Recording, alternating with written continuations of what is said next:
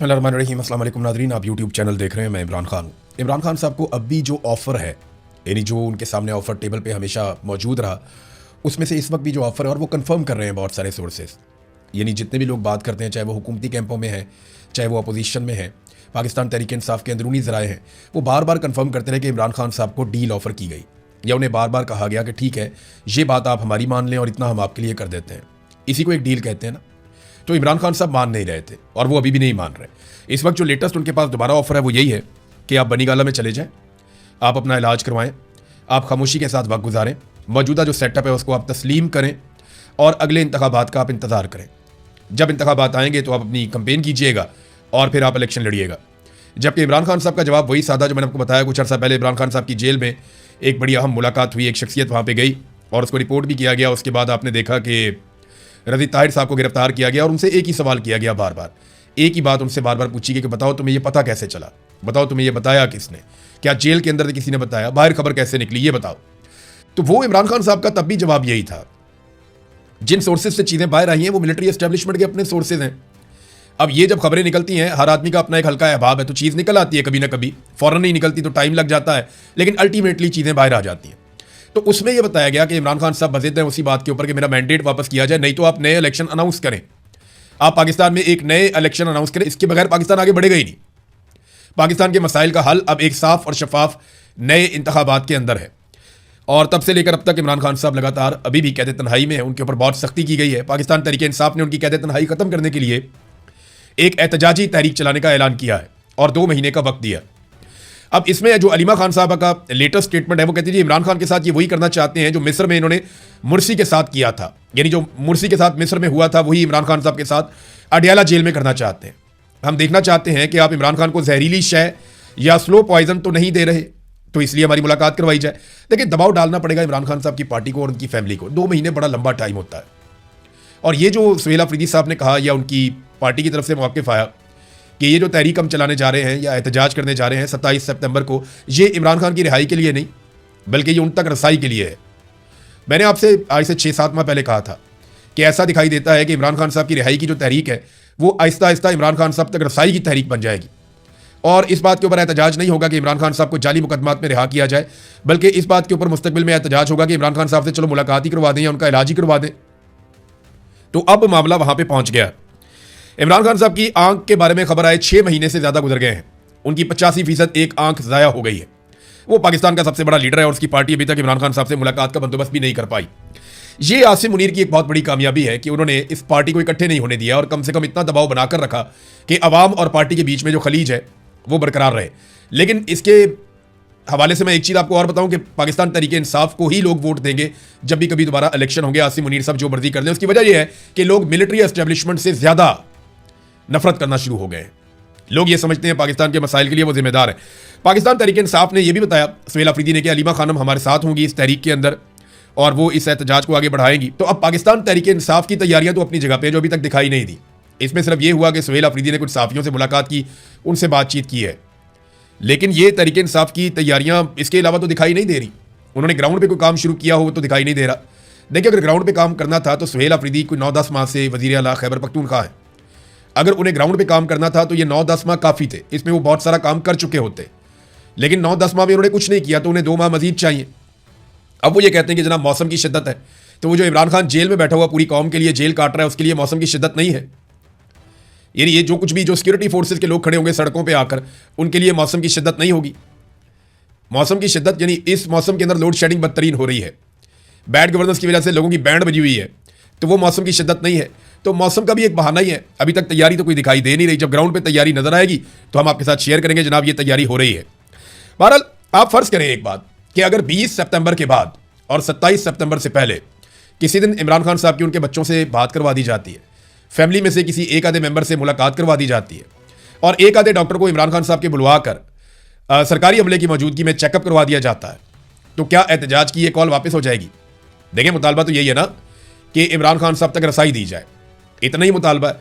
तो अगर वो रसाई दे देते हैं, एक आधी बहन की मुलाकात करवा देते हैं, एक आधा डॉक्टर चला जाता है, उसकी मौजूदगी में चेकअप हो जाता है, तो क्या मुतालबात मान लिए गए? फिर आप 27 सितंबर का एहतजाज मुलतवी कर देंगे। देखिए, बड़ा छोटा मकसद इन्होंने रखा है कि जी इमरान खान साहब से एक मुलाकात करनी है, इसलिए हम एक लॉन्ग मार्च करने जा रहे हैं। एक बहुत कौमी इशूज़ के ऊपर लॉन्ग मार्च होता है भाई, वो कौम का सबसे बड़ा लीडर है, उसको बाहर निकालना तो कौमी इशू हो सकता है। उससे मुलाकात करना, यानी आप क्या मांग क्या रहे हैं? आप क्या हम सिर्फ मुलाकात करना चाहते हैं इमरान खान साहब से? तो मुलाकात अगर आप करना चाहते हैं तो उसके 100 और तरीके हैं। इतना बड़ा लॉन्ग मार्च करने की आपको क्या जरूरत है? वो तरीके इन्होंने कभी अडॉप्ट ही नहीं किए। ये खैबर पख्तूनख्वा में इनके पास हुकूमत है, इन्हें पता भी है कि किस तरीके से बाजू मरोड़ा जा सकता है, लेकिन अभी तक इन्होंने बाजू मरोड़ा ही नहीं है, इन्होंने कोशिश ही नहीं की। बहरहाल 27 सितंबर अभी बहुत दूर है, हुकूमत तैयारियां भी करेगी, हुकूमत सेकंड और थर्ड ऑप्शन भी सोचेगी। जबकि पाकिस्तान तहरीक इंसाफ क्या करती है? अभी तक तो उन्होंने सिर्फ सहाफ़ियों से मुलाकातें की हैं। इमरान खान साहब की फैमिली खुद हैरान है, जितने आम लोग हैं पाकिस्तान तहरीक इंसाफ के वो सारे हैरान हैं कि ये तारीख इतनी लंबी क्यों दे दी। अब बजाय इसका जवाब देते हैं उन्होंने उठा के शहबाज गिल के ऊपर चढ़ाई कर दी खैबर पख्तूनख्वा की हुकूमत ने। यानी वो बहुत बुरा आदमी है, वो बहुत बड़ा गद्दार है। भाई ये गद्दारी तुम्हें अभी याद आनी थी, पहले तुम्हें याद नहीं आई। ये अगर ये चीज़ें हैं, ये तो पहले इल्ज़ाम जो शहबाज गिल के मुखालफीन हैं या दूसरी पॉलिटिकल पार्टीज़ के लोग हैं वो इस किस्म की बातें करते थे। अब आपने भी ये बातें की हैं और कोई लोग अंदर से भी ये बात करते थे। यही बातें शेर अफजल मरवत ने भी की थी और यही बातें अब शफी जान ने भी की है। और ये मौका नहीं था लड़ाई डालने का, लेकिन लड़ाई डाली गई, हमने देखा लड़ाई होते हुए। तो नाज़रीन, ये जैसे जैसे तारीख का टाइम करीब आएगा, मेरी उम्मीद तो यह है कि लोग इकट्ठे होते जाएंगे, सोशल मीडिया या डिजिटल मीडिया या इसके अलावा जो जितने भी जमहूरियत पसंद लोग हैं ये इकट्ठे होंगे।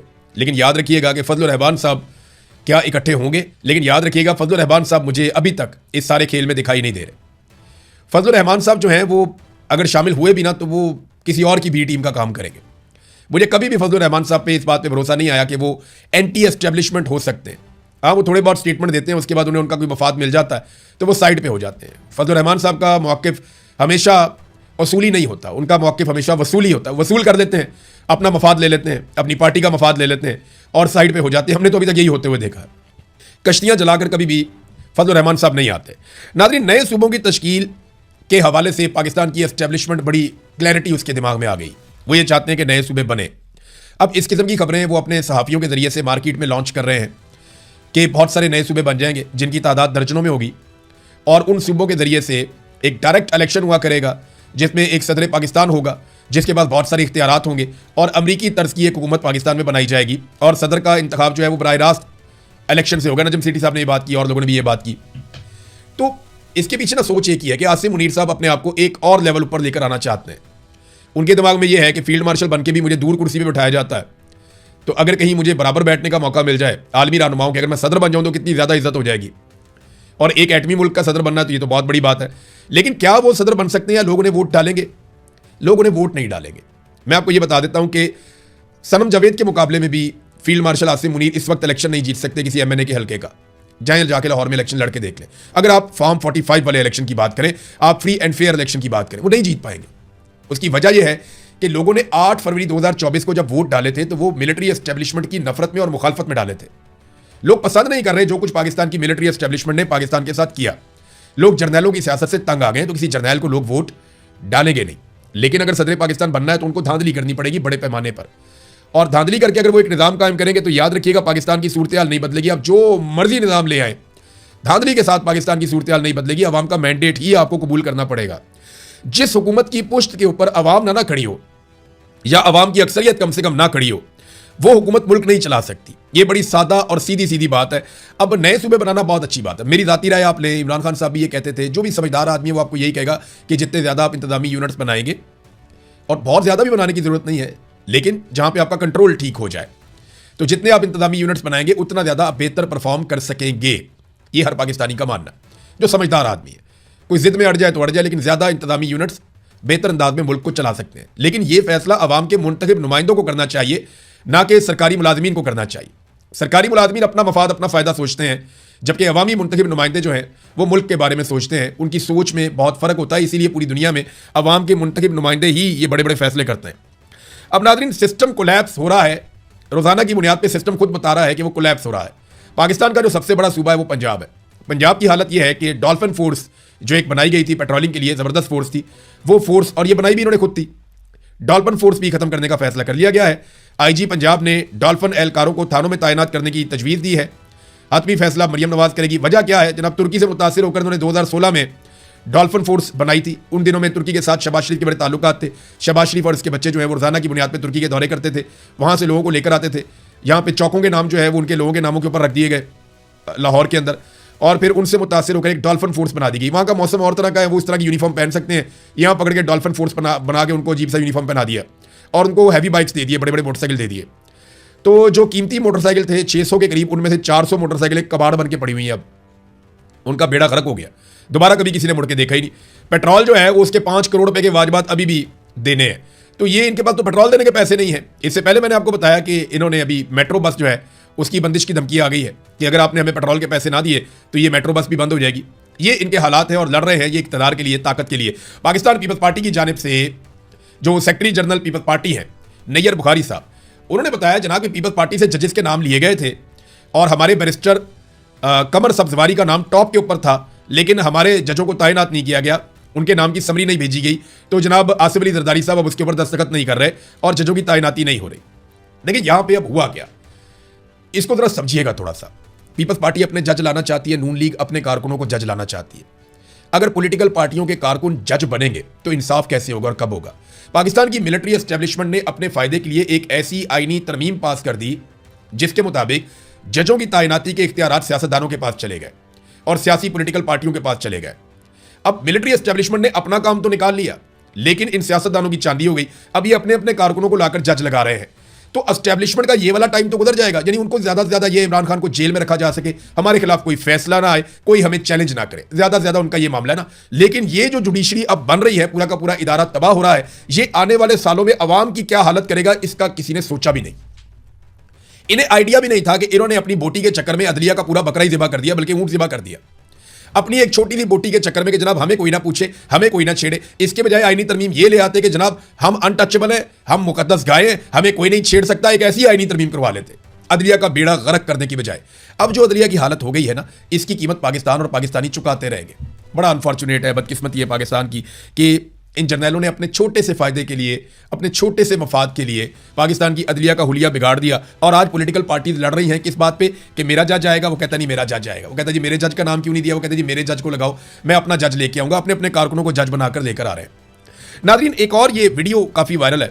इसमें कामरान शाहिद साहब है, एक जर्नलिस्ट हैं लाहौर से, और मैंने और उन्होंने एक ही चैनल में काम भी किया है।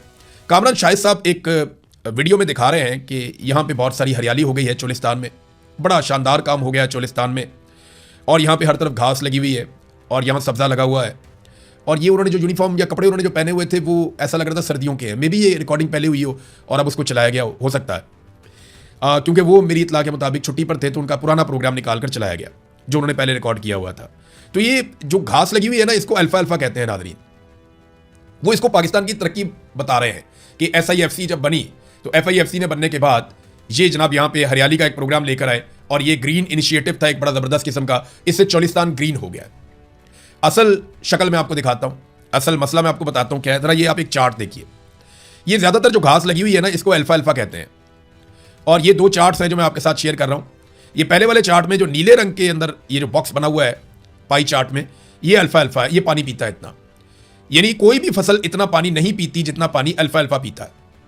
ये एक आपने देख लिया, सबसे ज़्यादा पानी पी रहा है अल्फा अल्फा, ये फसल पी रही है, बाकी कोई फसल इतना पानी नहीं पी रही। ये दूसरा चार्ट आप देखिए, इसमें टुकड़ों की शक्ल में है। तो यहाँ पे भी जो सबसे बड़ा टुकड़ा है पानी के इस्तेमाल के हवाले से, ये अल्फा अल्फा है।